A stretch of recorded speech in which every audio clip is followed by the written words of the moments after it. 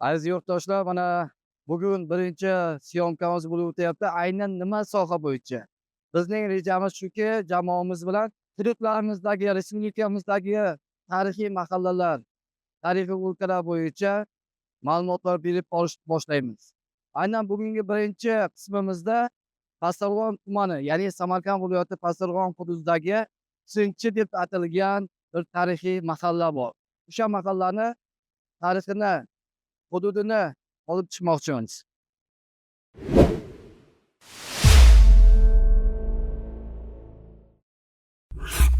Azizlar, siz bilan birgalikda ushbu, ya'ni Sinchi mahallasi tarixi haqida so'z boshladigan bo'lsak, ushbu mahalla 7-8 asrlarda vujudga kelgan bo'lib, asosan Qipchoq urug'i vakillari istiqomat qilib kelgan. Ushbu hududda suv yoqasida suv tegirmonlari vujudga kelgan. Ushbu suv tegirmonlarida makkajo'xori, bug'doy, arpalarni maydalab iste'molga yaroqli qilgan ekan. Hozirgi vaqtda o'sha tegirmonlardan bizgacha yetib kelmagan. Oxirgi ko'rgan insonlar bu 1950-60 yillarda bo'lib o'tgan ekan. O'zbekiston Respublikasi Fanlar akademiyasi akademigi Abdug'ofur Nabiyevning Tarixiy ulkashunoslik deb nomlangan asari bor. Ushbu kitobni olib ko'rsangiz ham 228-varog'ida aynan mana shu Sinchi mahallasi haqida, ya'ni Sinchi nomlanishi haqida qisqacha ma'lumot keltirib o'tilgan. Demak, azizlar, biz ushbu videodan nimani chiqarmoqchimiz?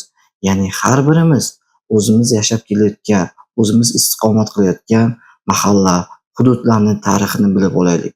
Bu tarixni bilganimiz biz uchun va kelajak avlod uchun juda ham katta foydali ma'lumotlar hisoblanadi.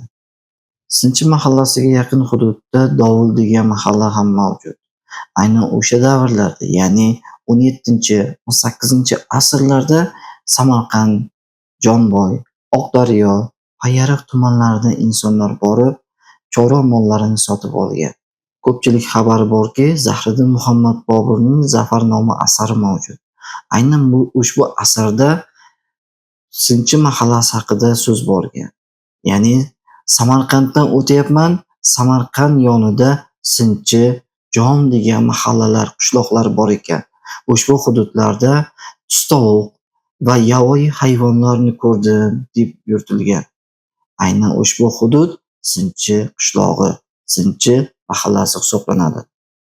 Hozirgi vaqtda ushbu mahallaning hududi 65 gektarni tashkil etadi.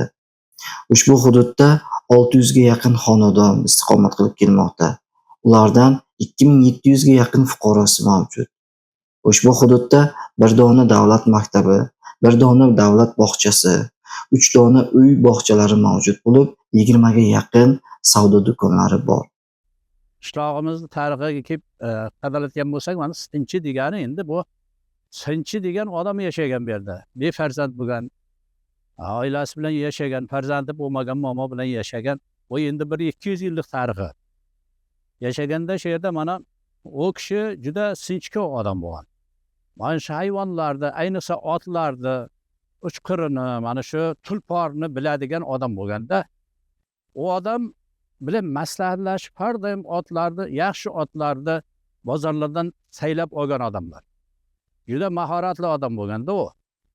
Uni mahoratini ko'rib mana Xorazm, Buxoro hamma viloyatlardan odamlar kelib, u kishi bilan gaplashib, mana bozorlardan borib shu kishi orqali otlarni sara-sarasini, tulporlarni, chuqur otlarni, o'pkariga yaraydigan otlarni saylab olgan va o'zi Sinchi boboni o'zi u otlarni o'zi tayyorlab bergan ko'pkariga.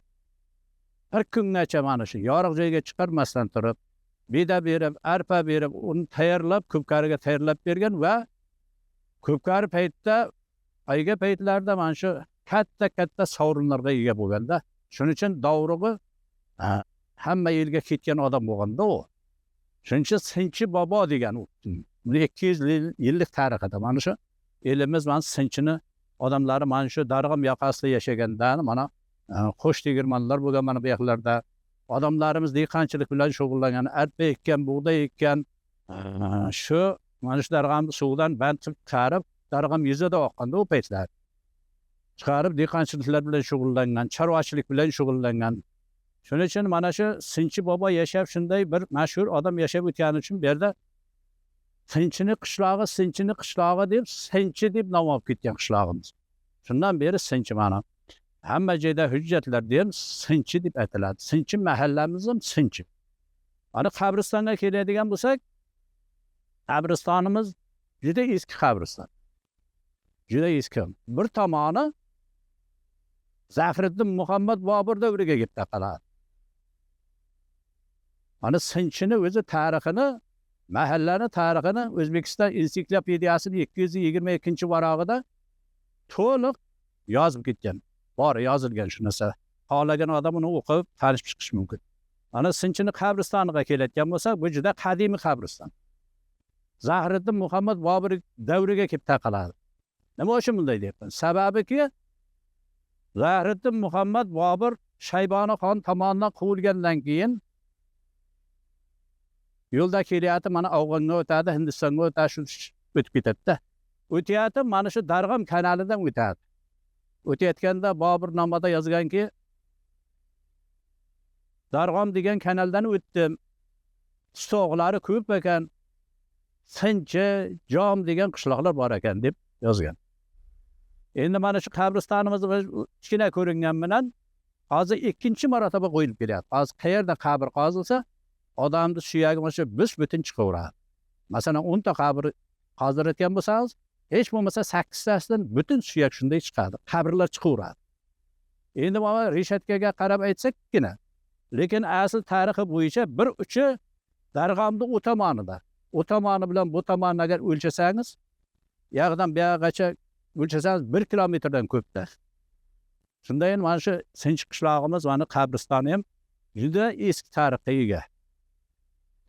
Mana shu insonlar shu yerda yashab o'tgan, faqat mana shu Darg'am yoqada bo'lgan. Sinchini qishloqda odamlar Darg'am yoqasida, suv yoqasida joylashgan bo'lganda, suvlarni band qilib chiqarib, ekin-tekin qilgan, foydalangan, tegirmonlarga suv qo'yib, tegirmonlardan foydalangan. Ana shunday holatda yashagan Sinchi qishlog'i. Mana keyinchalik mana 53-yilda mana bu sharshara quriladi, suv band qilinadi. Ondan keyin Shalangiz qurish niyati bo'ladi. Ana shu sharsharalar 53-yilda ota-bobolarimiz bizga shu narsalarni aytib ketganda, ana shunday Sinchini tarixi o'g'aylar juda qadimgi qishloq. Bu zonada endiki men aniq isbot bilan aytishimga qiyin-ku, tarixchilarimizni, ota-bobolarimizni aytishi bo'yicha bu zonada Bobur Mirzo aytgan-ku, mana Sinchi, Jom degan qishloqlar bor ekan. Demak, shu zonada eng qadimiy qishloqlardan Sinchi bilan Jom. Sinchi bilan Jom qishloq bo'lgan demak. Shunga qaraganda. Ana shunday tarixga ega o'g'inlar. Mana qabristonimizda ham mana tartibga keltirib qo'yibmiz, hamma joylari yaxshi, mana tartib bilan mayitlar qo'yilib kelyapti, mana archalar ekilgan, mana skvajinlarda suvlar bor. Qo'l bet yuvishga, mana darvozalarni yangilab, mana navislar qurib, yomg'ir qorlarda duoyi fotihalar o'qiladigan joylarda elimiz bilan, hashar yo'li bilan shu yerda qo'yibmiz. Ana shunday Sinchini tarixi. Mahallamizni ham tashkil bo'lganiga nechinchi yillarda O'ktam aka mahalla 90-yillarga kelib taqaladi. 90-yillarda mahallamiz tashkil bo'lgan. Undan keyin mana oldingi mahalla reislari mana Urus Istinbo bo'ldi, mahallakom ancha xalqni boshqardi. Undan keyin o'g'illari mana Asad Risif bo'ldi. Undan mana shu Qudrat va Narbu bo'ldi, mahallakom. Murat buva bo'ldi. Kim? Murat buva.